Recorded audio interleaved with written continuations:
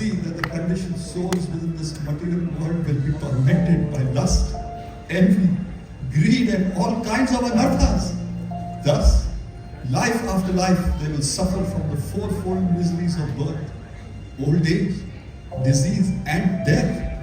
Hey Palanhar, kindly take mercy upon them and suggest a way by which they can be relieved from their miserable plight.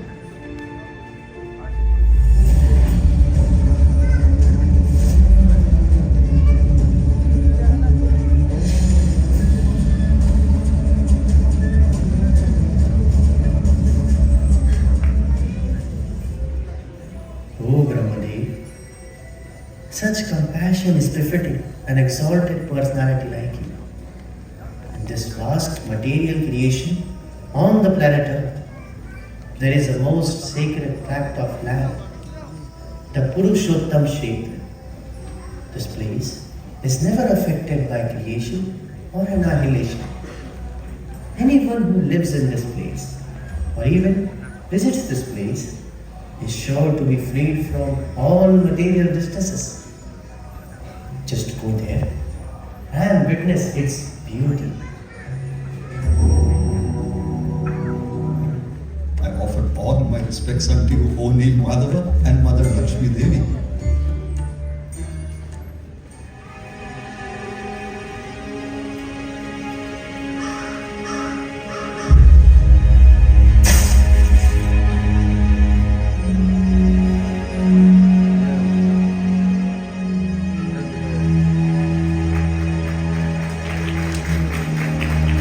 Hey Narayana, what have I just witnessed? A newborn bird attaining spiritual perfection simply by touching the water of this Rohini Kund. Oh Master, it is you who have ordained that I punish the sinful living entities according to their past misdeeds. That crow was scheduled to take lakhs of births before attaining the human form of life, let alone attaining a four-handed form of the Vaikuntha Lokas. What is happening? Am I hallucinating? Oh Yama, the living beings here are extremely dear to my husband.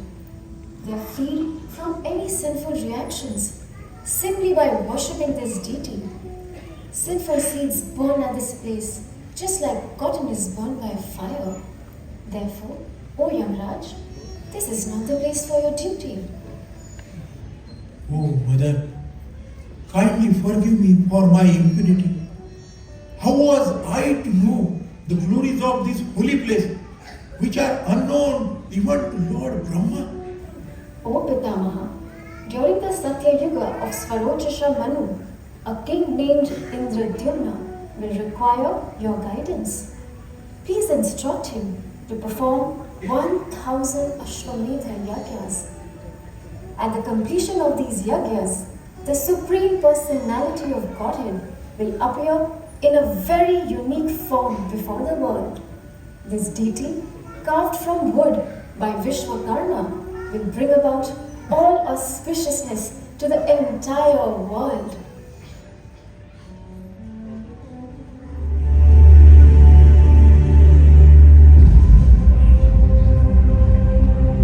My dear ministers and saintly counselors, by the will of Providence, I am the undisputed emperor of this entire planet, and all other things are subordinate to me. I possess unparalleled military strength and unlimited wealth. Yet, I feel empty. I feel a deep sense of longing, an intense yearning. My heart is hankering for that which I do not possess. And what it is that our emperor does not possess? Love. Love for the Supreme Personality of Godhead Sri Narayana. You are being very humble, O King. It is a well-known fact that you devote considerably more time in spiritual pursuits than in administrative affairs. Most of your wealth is spent for religious purposes. You donate cows and gold very generously to to the Brahmanas and Vaishnavas. But the fact remains that my heart is still a dry well devoid of any water. Why? Why isn't my heart an ocean which is filled with thousands of waves of loving ecstatic emotions for the Lord? Why doesn't my voice choke up as I speak of the Lord? Why do my eyes not swell up as I remember the Lord? Oh, how condemned am I! Oh saints, both of you are well versed with the science of bhakti. Kindly tell me, how can I realize this aspiration of the heart? Please tell me, where can I find the Lord? Where can I find the Lord? O King, on the northeastern shores of Bharatvarsh, in a place called Purushottam Kshetra, there are dense forests surrounding this beautiful hill called Nilagiri. The pure waters of Rohini Kund located at that place are said to have liberated a simple crow. I had the opportunity of living in that blessed place for more than a year. Every single night I have witnessed the demigods descending from heaven to offer their worship to the presiding deity Lord Laulyam with the choicest prayers filled with love and devotion. Okay, I assure you of having no uncommon qualifications, but just by living at Purushottam Kshetra, I have developed an overwhelming attraction for the Supreme Personality of Godhead. That magical place is just like a touchstone. It can fulfill everyone's desires.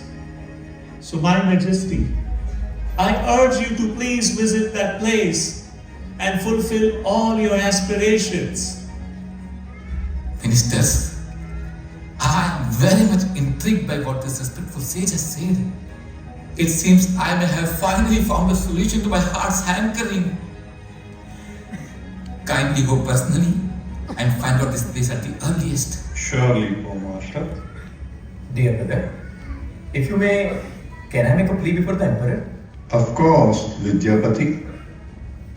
Dear Master, if you find merit in my plea, then I would like to go in search of this place instead of my brother. My brother is the minister. You may need him by your side.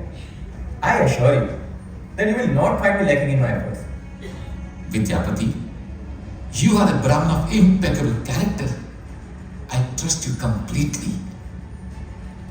Kindly proceed at the earliest, for I cannot bear to wait until I have darshan of that holy land and its great master, Lord Neelamadhav. Yes, Master. And thus, Vidyapati set forth on his journey. Little did he and King Indradyumna know. Vasudevaya. What is happening to me? I am experiencing a deep inner bliss. My hairs are standing on their end. And without any effort from mine, I am inextricably drawn to chanting the holy names of the Lord. Is it that I have reached Purushottam Kshetra and thus I am experiencing these ecstatic symptoms as was forecasted by the saint?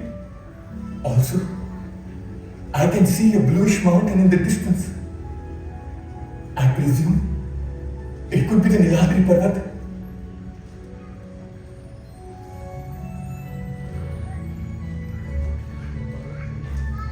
Oh Brahmana, you seem to have come from a far off place. Who are you?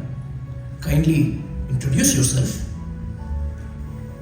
My name is Vidyapati and I have come from Avanti Desh. You look fatigued and must be hungry. Kindly accept our invitation for meals. Although we are simple tribal men from the Shabra clan, I, Vishwavasan, the chief of our clan, assure you that you shall find no shortcoming in our hospitality. I am grateful for your kind gesture, but I must first take darshan of Lord Neelamadhav. I have heard such wonderful glorification about your beauty. Please tell me, am I in Purushottam Kshetra? And is that the Niladri Parvat? If yes, kindly take me to Lord Neelamadhav at once. You are at the right place, Vidyapati ji. Come, I shall take you to him right away. Yes, let's go. How pleased the king would be to learn that I have found Lord Neel Madhav. What? What did you just say? Actually, I have been sent by Emperor Indradumna of Avanti Desh to find out about Lord Neel Madhav's whereabouts. He is very desirous of seeing their lordship. Kindly excuse me, Vidyapati ji, but I cannot let you have darshan of Lord Neel Madhav. You'd better return back. Why? What happened now all of a sudden? Neel Madhav is our very life and soul. He, along with Lakshmiji, are the center of all our activities. We are men of the forest and have no material prosperity. Lord Neel Madhav is our only treasure and our only pleasure. There is a legend that one day a king would come in search of the Lord, and thereafter the Lord would leave us forever. Your arrival here today is indicative of that very prophecy. Please do not misunderstand me. It's just that we do not wish to be separated from our Lord. I understand your pain. And your attachment to your deity is more praiseworthy.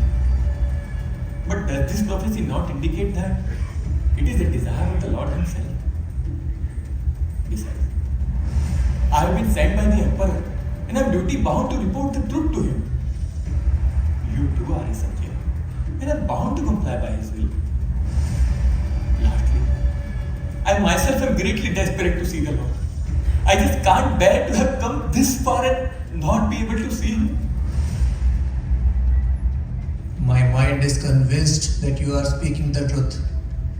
But my heart is imploring me not to succumb to your request.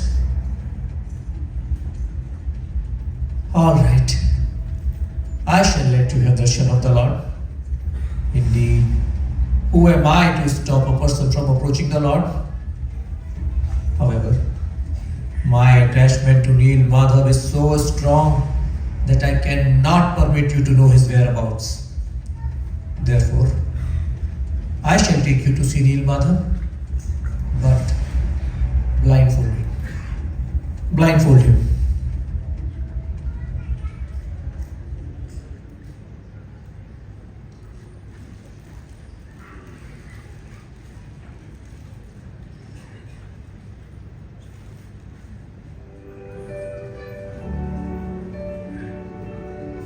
What words can a mere mortal like me express to describe your indescribable beauty, O Lord? Your beauty is more dazzling than the effulgence of millions of suns put together. Your smile can defeat the collective beauty of all the flowers of this universe. Your eyes can captivate even the non-living. What then to speak of the living, who become inert upon seeing your unmatched beauty? The most accomplished scholars and sages cannot sufficiently glorify your beauty even in thousands of kalpas. Who then am I? I can only ponder over my unlimited fortune today. Oh, Neel Madhav, I bow down and offer all obeisances unto your lotus feet, my Lord. All obeisances unto your lotus feet.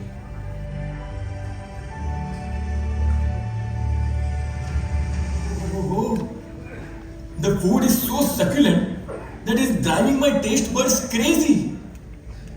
I have never ever tasted anything so exquisite. Dear Mr. Ashok, kindly do not feel offended by my question. But I have to ask this. How is it that simple forest dwellers like you can arrange so many varieties of opulent bhoga for the Lord? I mean, King Indradumna is the emperor of the entire world. Yet the food here can put all his team of cooks to shame. This is the cuisine of lentils and rice, cooked together into a porridge-like consistency with finely cut vegetables and laden with a generous tempering of ghee that is sure to leave you craving for more. And this is a cuisine of gram flour finely dissolved in yogurt with small pagoda balls made of silk herbs, spices, and a dash of fenugreek simmered on a slow flame until the serving attains a golden hue. I thought this was khichdi and this was kadhi. Well, ordinary folks call it khichdi and kadhi, but the sophisticated denizens of the heavenly planets describe it such a way we have described. Sophisticated denizens of the heavenly planets? What are you talking? Dear sir, ordinarily we do not reveal this secret to anybody, but with the kind permission from our chief, I shall reveal it to you. Each evening, demigods from the heavenly planets, headed by Indra, come here along with their queens, followed by Gandharvas, Vasus, and Adityas to seek darshan of Lord Nilmadhav. The Devtas offer choicest of prayers filled with devotion, while the Apsaras dance for the pleasure of the Lord. The prasadam which you honor is uncooked by us, but has been cooked and offered by the Devtas themselves. There is simply no end to your good fortune. I now understand your reluctance in letting me know the whereabouts of Lord Nilmadhav, and you are totally justified in doing so. To be honest, I do not wish to return back. I'd rather settle down here along with all of you and happily serve their lordship for the remainder of my life. However, I am duty bound to my king, and duty should always take precedence over personal considerations. Moreover, it is because of him that I have received such causeless mercy. He must be awaiting my return with each passing day. Sooner or later, I'll have to return back. Oh, Vishwasuji, I can tell you one thing with absolute conviction.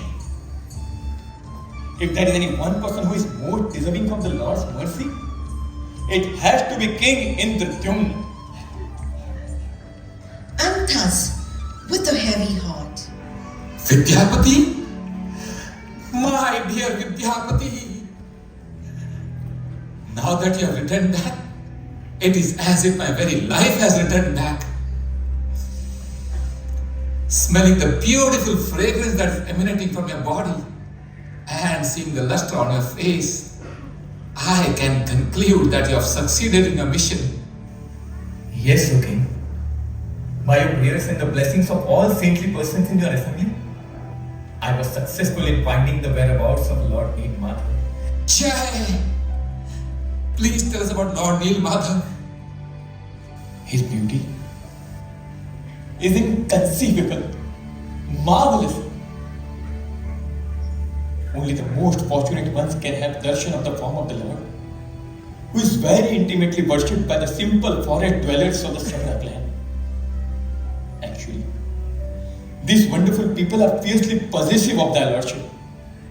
It took me a long time to gain their trust, and they accepted me only after I married Vishwasu's daughter. Even so, they wouldn't allow me to know the Lord's whereabouts and would blindfold me each time while taking me to the Lord. However, one day, along the way, I kept dropping mustard seeds, all of which would be sprouting into plants as and when we reached there. And these shall act as a compass to guide us into finding the deity. All glories unto Lord Nilmadhav, and all glories unto you, O Vidyapati. What are you doing, O Emperor? You are my master, and I am simply your menial servant. It is inappropriate for you to bow down before me like this. No, you have received the mercy of the Lord. Therefore, you are my master and I am your servant. Oh Vidyapati, you have brought me such joy. Actually, I have brought something very priceless for you. This garland belongs to Lord Nilmadhav. Jai. And these are the remnants of food offered to him by Devtas. These have been presented to you by Vishwavasu, the chief of the tribal community, who are in charge of worshipping Lord Nilmadhav. Oh Vidyapati, I am indebted to you beyond words.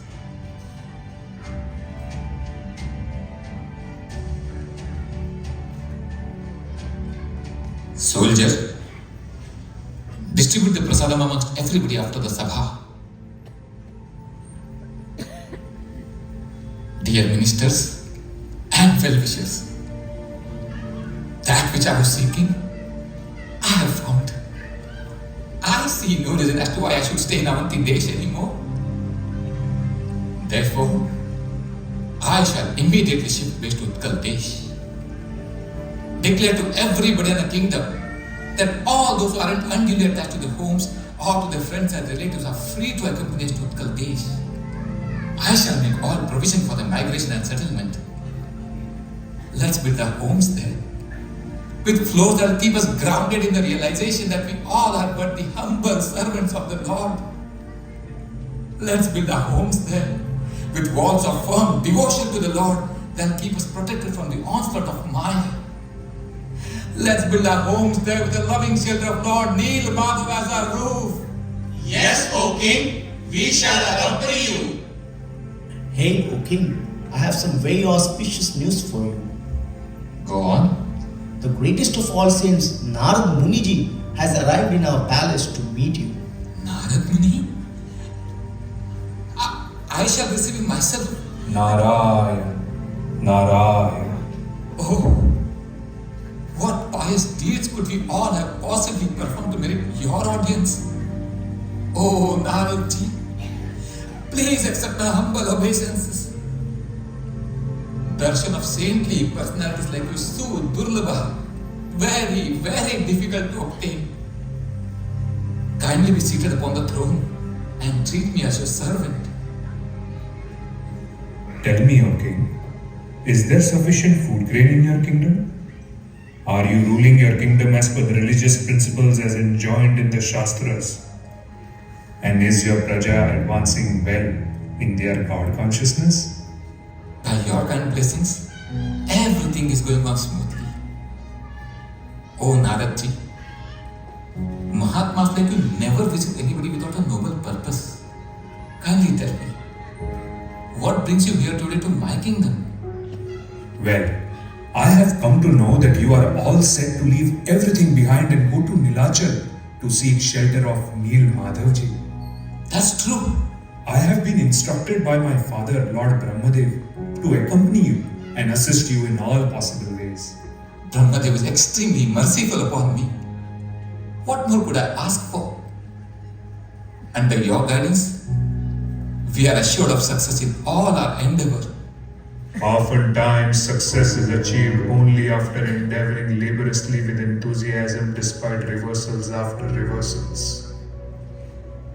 Get ready, King Indradumna, for you are about to embark on an adventure much beyond your wildest of imagination. The residents of Avantipur.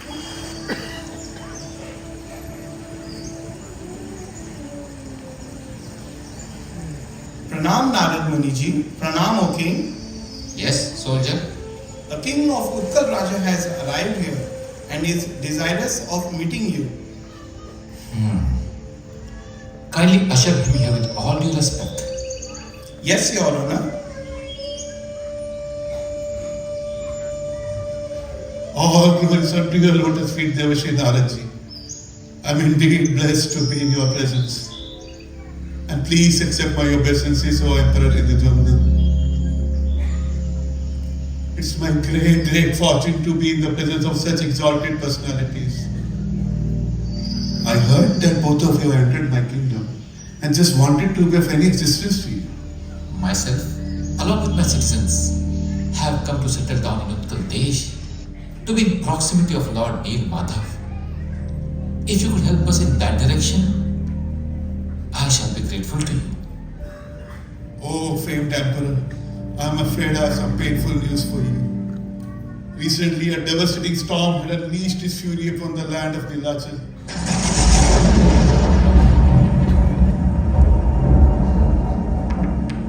And consequently, the whole of Nilachal was buried in sand. Neel Madhavji too was buried and lost. This is indeed terrible, terrible news.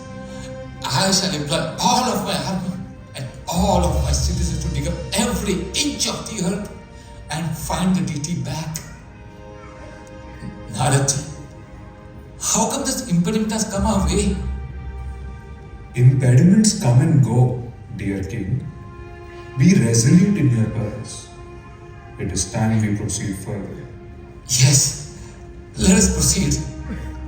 I am getting more and more impatient with each passing moment. Narayan, Narayan. Om Namah Shivaya. Om Namah Shivaya. Pleased with the king's worship, Lord Ashutosh appeared before him.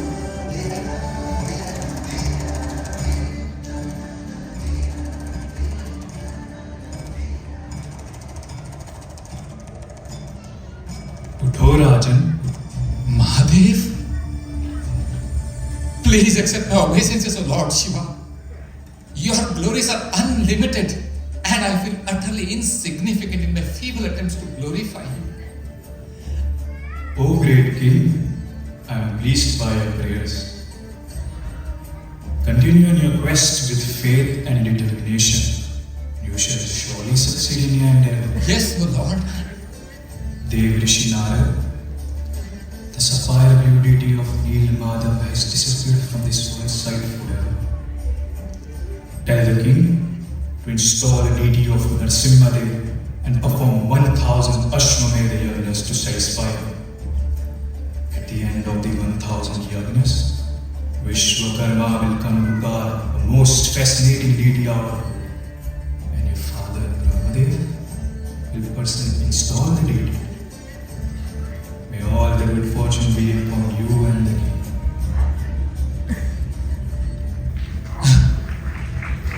Where is Lord Ashutosh? Has he left? I couldn't even worship him properly. Sadhu Sang. Love a matra Sadhu Sang. Even a moment's association with a personality like Lord Shiva is very rare. Consider yourself most fortunate. Now let us proceed ahead. After the meeting with Lord Shiva, Devarshi, I am experiencing a strange quivering in my left eye and my left arm. I sense a foreboding that something is not right. Hey Dhirvi, now kindly prepare yourself for what I am about to reveal. Your quest to seek darshan of Neel Madhav will not bear fruit. For the deity has disappeared from this planet forever of his own will.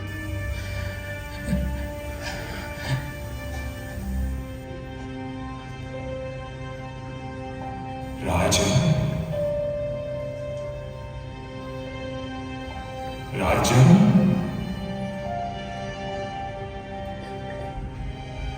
Compose yourself, King.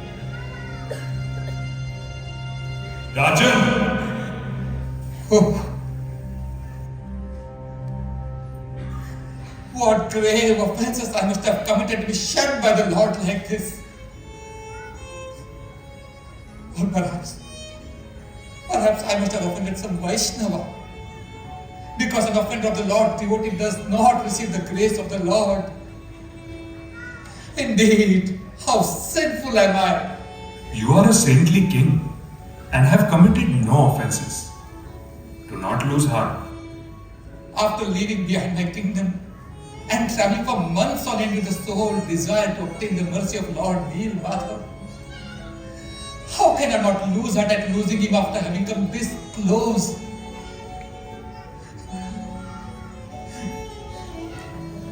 The simple people of the Shavara clan could worship the Lord all these years to their heart's content. Even Vidyapati got darshan of the Lord. And I am the only unworthy one.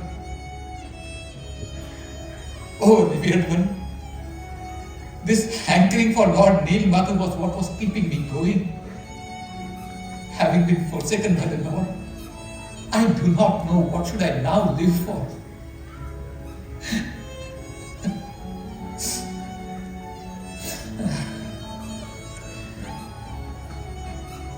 Kindly arrange to enthrone my son in my place to take over the kingdom. And I shall fast here until death. It's all over, Naradji. It's all over.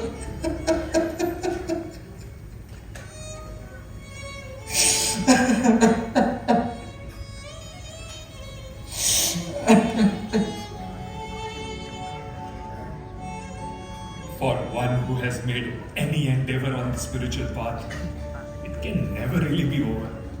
Nor can such a person be ever forsaken by the Lord. Indeed, the all-merciful Lord does not forsake even those who are indifferent to Him.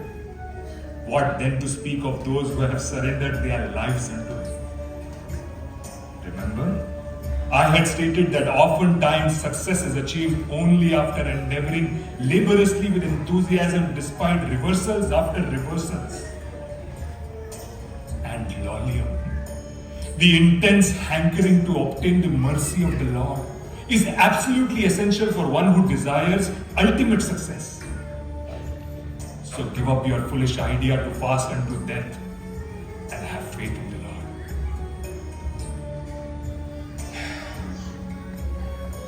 Dear Indradumya, now let me reveal something to you which shall put to rest all of your doubts. Many 1,000 years before you were born, Mother Lakshmi Devi had already predicted your arrival on this planet to Brahmadev and had instructed him to assist you in all possible ways in your mission. I have come to help you on the advice of Brahmaji himself. Do you think Lakshmi Devi's prediction, Brahmadev's assistance, and Lord Shiva's blessings can go in vain? So get up, O King. You have many tasks to execute. Great things are achieved only through great perseverance. For the welfare of all Jivatmas for all ages to come, the ever-merciful Lord Hari has planned something extraordinary. And to execute this great plan of the Lord, you are the chosen one. As per the instructions of Lord Shiva, with Vedic mantras chanted by the most perfected Brahmanas, King Indradumna performed 1,000 Ashwamedha Yagnas.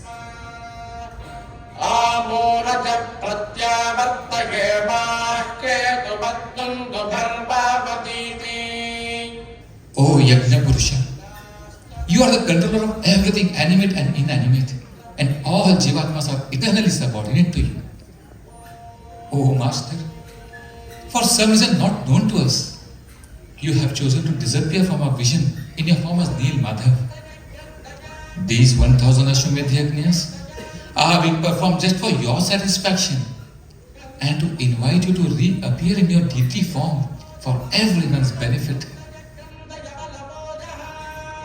Just as 1,000 Yagnas That in Shvetadweep, within the ocean of milk, I saw Sheshanakshari Anantadev with his thousands of hoods, and each hood was beaded with dazzling jewels. And upon the soft body of Shri Sheshanag, I saw Lord Purushottama lying down, and Mother Lakshmi Devi massaging his lotus feet. This dream is an indication that the Lord is pleased with you. Do not speak of it as yet to anybody, and let us continue with the final yagyas. later that day, as the final yagna,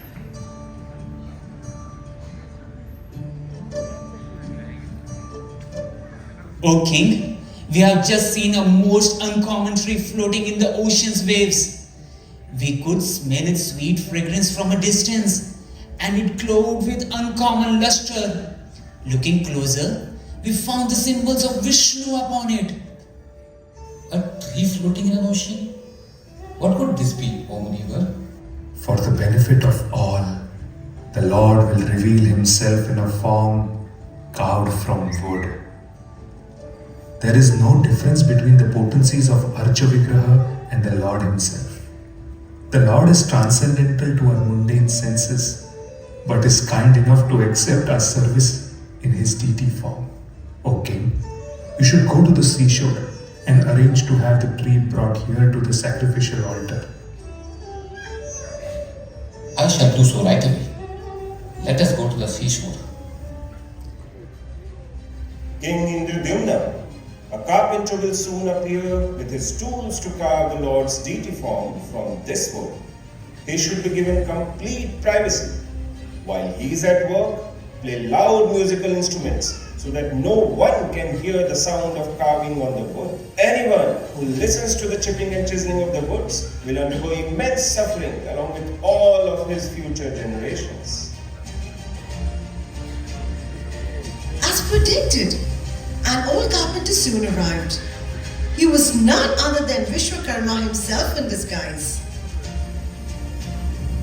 O King, I have been sent by superior authorities to carve deities from the divine log of wood which you have brought. I assume that you will strictly adhere to the divine instructions which you have received. Undoubtedly. I shall need a solitary place for my work.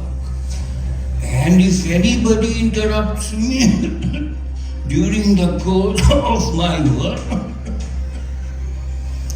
I shall stop any further work on the deities, irrespective of whether the deities are complete or not.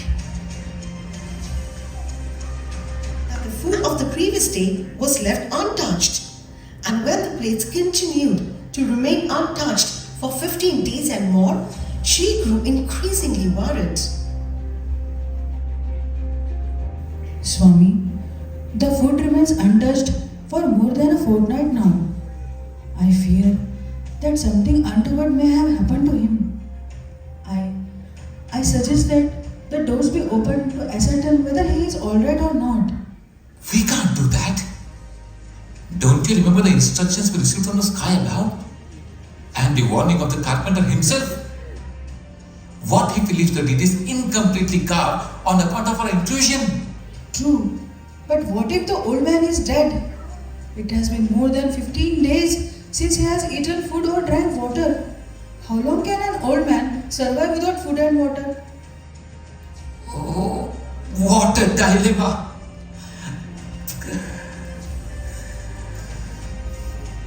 Perhaps you're correct.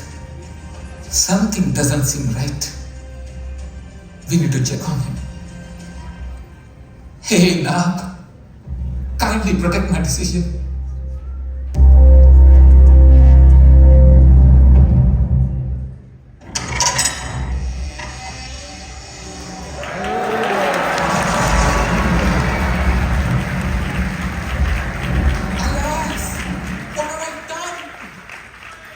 Against all instructions, I have forced the door open, as a result of which the carpenter has left the deities in an incomplete state.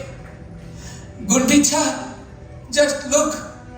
The deities have no proper hands and legs. I am just so unfortunate. I barely missed the darshan of Lord Laulyam. After much endeavor, we could persuade thy lordship to reappear in the deity form, only to now see them in such an incomplete form. The fool that I am, my misfortune knows no end. Swami, kindly do not blame yourself. It is I who convinced you to act so. The onus of this fiasco lies with me. Rajan, that which you deem as incomplete is in fact the most complete form of the Lord. Do not lament, rather rejoice, for all of your devotion has borne fruit today. I do not understand. How can deities without proper limbs be complete? You are telling this just to pacify me. The Lord is completely complete even in his so-called incompleteness. Rajin, do not doubt. I have personally seen these forms of thy lordships Krishna, Balram and their sister Subhadra. Hence, I am certifying these forms carved by Vishwakarma as bona fide and perfect. Kindly tell us in detail, Unaraji. I shall narrate to you a pastime of the Lord when he had incarnated as Krishna in some previous kalpa. After killing Kamsa, Krishna had settled in Dwarka along with his 16,000 queens.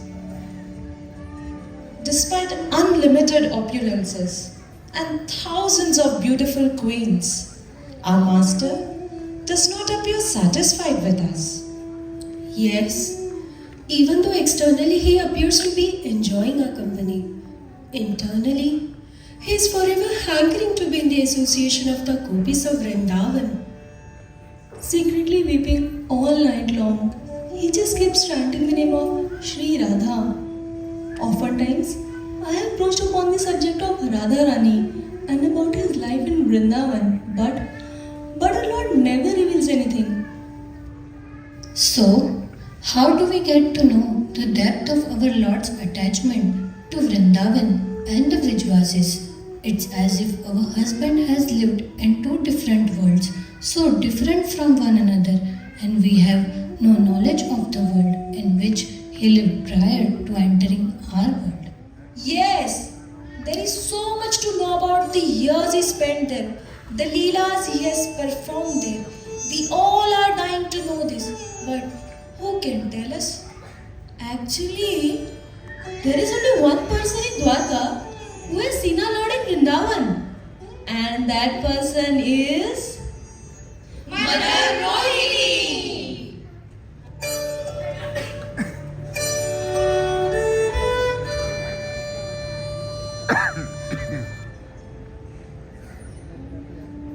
Yes, I have seen all of Krishna's Vrindavan pastimes, a fortune which even Devki was not blessed with. And I can very well narrate all these super excellent pastimes to you. But what? During the course of narrating these pastimes, if somehow Krishna and Balram happen to hear me, they may forever leave Dwarka and run to Vrindavan, never to return back again. Now tell me, do you want to risk hearing this pastimes at the cost of losing your beloved husband?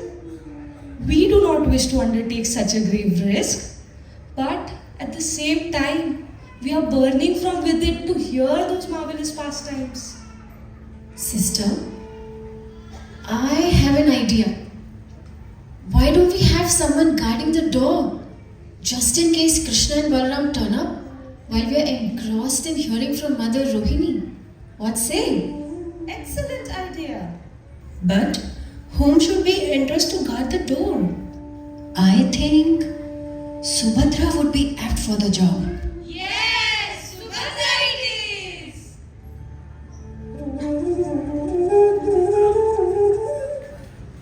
Subhadra, what number is this? 3. And now? Stop it. I can see it's 5. I was just checking your eyesight.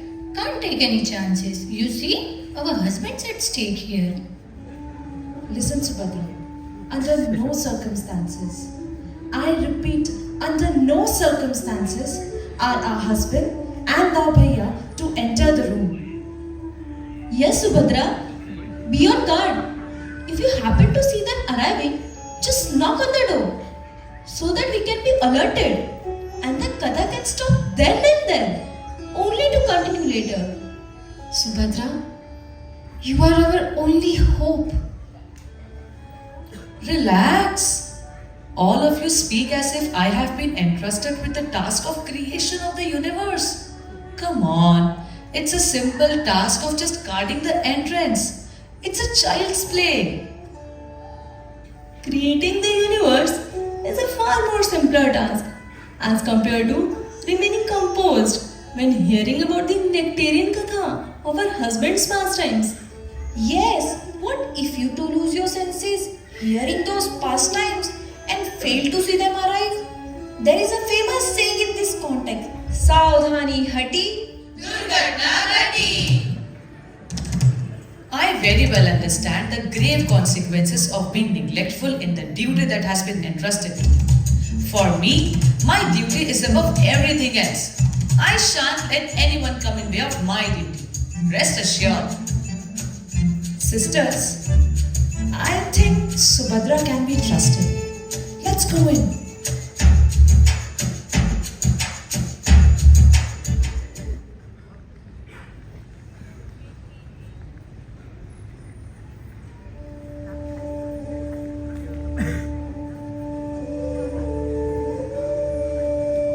When it comes to describing Krishna's ultra-sweet pastimes, beginning with his birth, I know where to begin, but not where to end.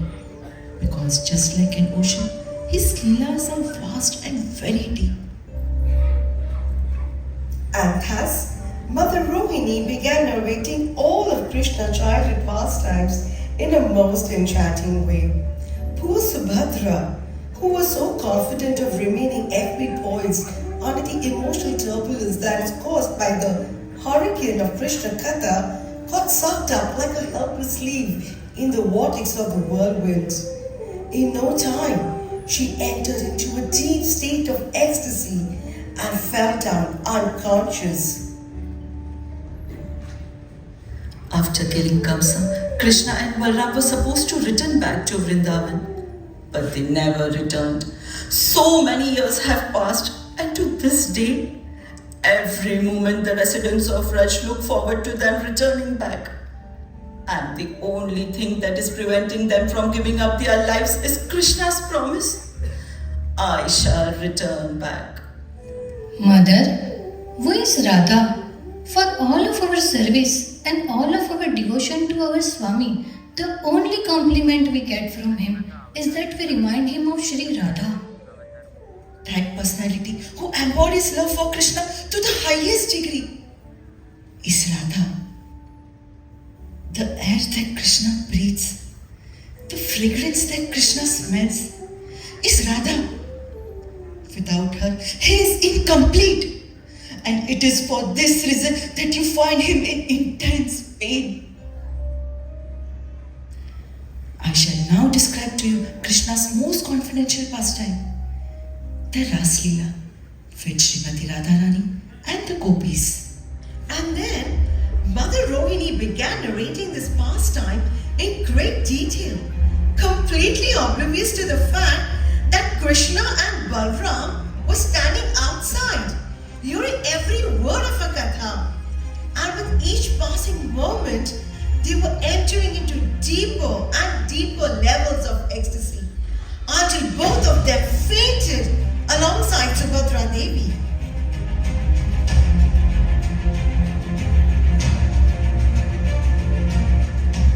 Narayan, Narayan.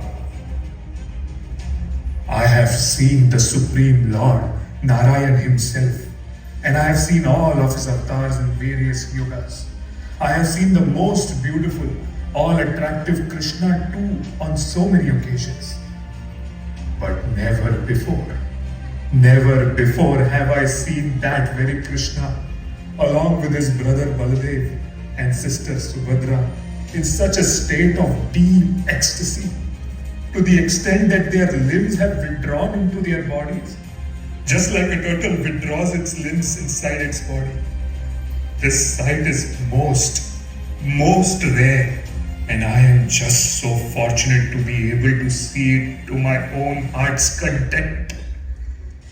With their smiles stretching to their ears, their eyes drooling with ecstasy, this appearance of thy lordship is a most special benediction.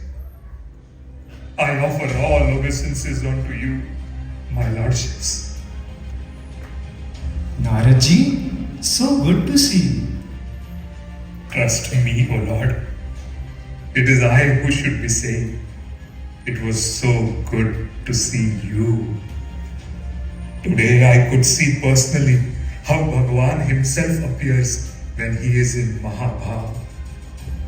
I consider it nothing but your causeless mercy upon me, to have granted me a vision as divine as this.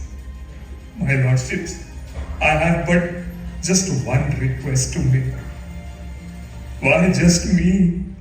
May all of mankind be blessed to see the three of you in the forms which you had manifested just a while ago. O Narad Muni, it is the nature of saints to always think of the welfare of others, and you are the greatest among all saints. To satisfy you, we three shall incarnate in our deity forms as desired by you in the near future. And together we shall be called as Jagannath, Baldev, and Subhadra. Jagannath, Baldev, Subhadra Devi ki.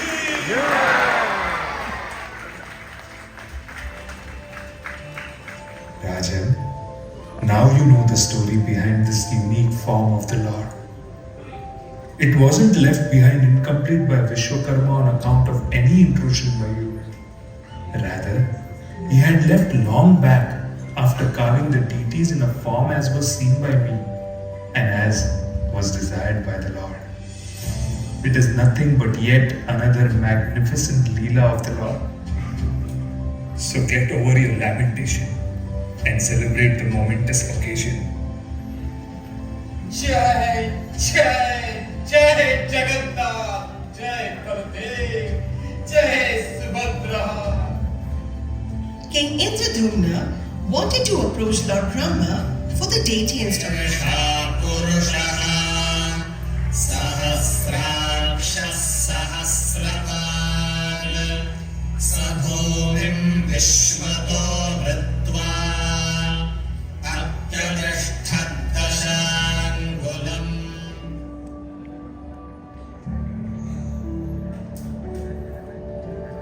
Brahmadev personally did the prana pratishtana of the deities during the reign of Swaratrisa Manu.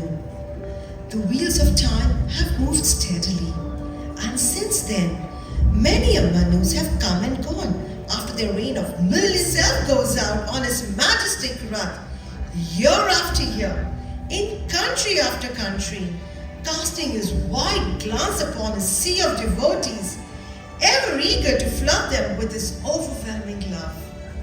In reciprocation, the only thing he expects is for his devotees to say, "Oh Jagannath, I am yours."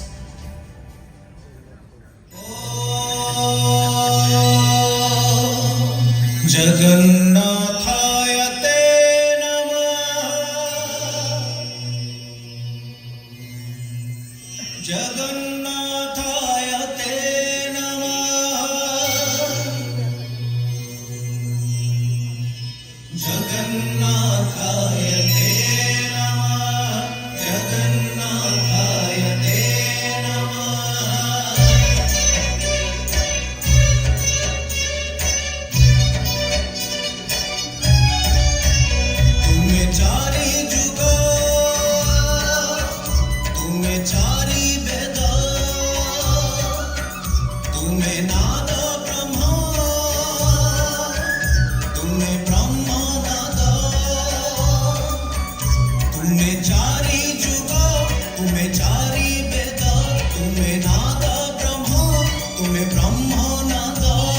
सृष्टि संभव रे तुम्हें सृष्टि संहार